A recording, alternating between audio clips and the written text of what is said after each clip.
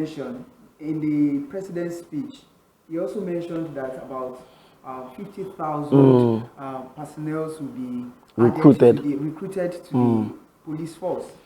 But more than that, I envision a kind of challenge, because how many people will be, young people will be interested to, do you understand that? They will.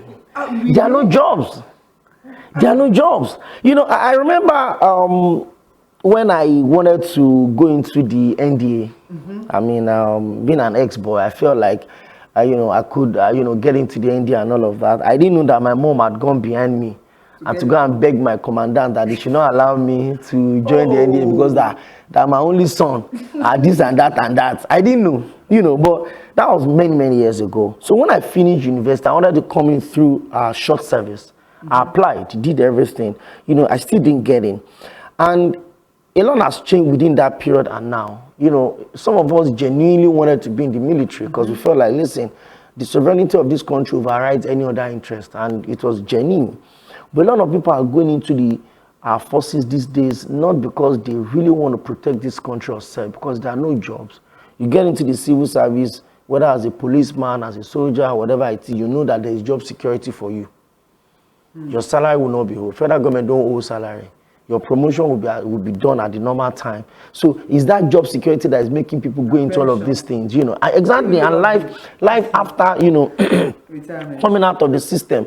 So I've always said it that we have a problem where people don't, out of patriotism, apply for these security jobs anymore. People don't join the police because they saw the likes of Frank Mba, or they saw the likes of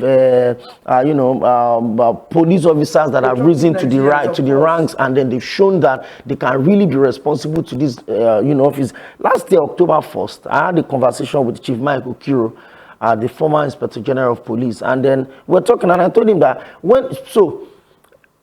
when Nigeria got independent in 1960, there were 3 10-year-old boys that held the flag of Nigeria that was raised when the British flag was dropped. Guess one of those 10-year-old boys?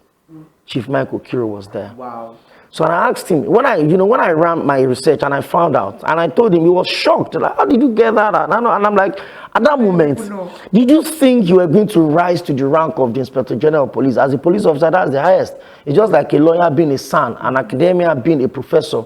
And he said yes, that on that day he told himself that he was going to serve this country as a police officer, and he did, and he rose to the rank of the Inspector General of Police.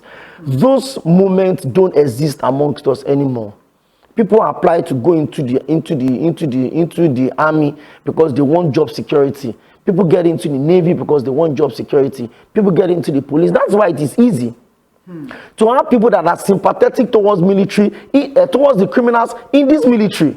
That is why you have people that will be giving information to criminals even within the military. People that are not protecting the uniform that they swore to protect, because they didn't go into those systems because they wanted to be patriotic. They went into the system because they were looking for jobs, and then somebody that knows somebody gave them a slot and they got in. In fact, some of them may have even bought those slots to get into those places.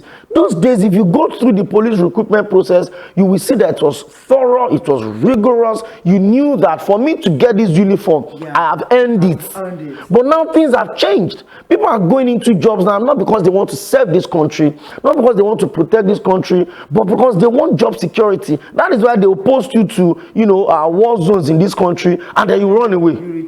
Or then you resign from the system, because you were expecting to probably be in the office, and then you are in charge, and then you are enjoying, and then you are using your uniform to oppress innocent Nigerians. You are getting privileges and all of that. That was not what some of us had in mind when we wanted to get into the system.